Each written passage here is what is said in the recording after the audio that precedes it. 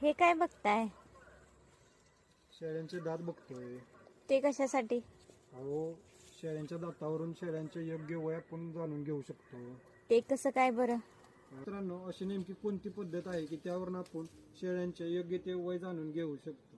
हो मित्रांनो, शेळ्यांच्या दातावरून आपण शेळीचं योग्य ते वय आपण जाणून घेऊ शकतो.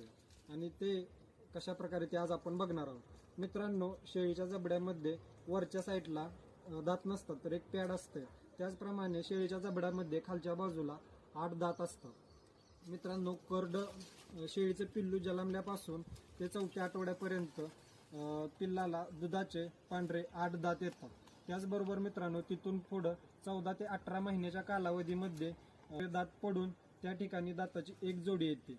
तिथून पुढे मित्रांनो 20 ते 25 महिन्यामध्ये दुसरे पांढरे दात, दुधाचे पांढरे दात पडून त्या ठिकाणी दुसरी दाताची जोडी येते. तिथून पुढे मित्रांनो 30 ते 31 महिन्याच्या दरम्यान शेळीचे दुधाचे पांढरे दात पडून त्या ठिकाणी दाताची तिसरी जोडी येते. तसेच मित्रांनो 35व्या महिन्यामध्ये पांढरे दुधाचे दात पडून त्या ठिकाणी दाताची चौथी जोडी येते. तसेच मित्रांनो शेळीला ते 8 कायमस्वरूपीचे दात येतात.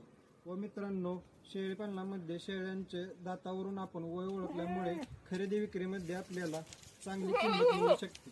तर मित्रांनो, आजच्या व्हिडिओमध्ये आपण बघितलं असेल की शेळ्यांच्या दातावरून योग्य वय ओळखणे किती गरजेचं आहे व किती फायद्याचे म्हणू शकतो. धन्यवाद.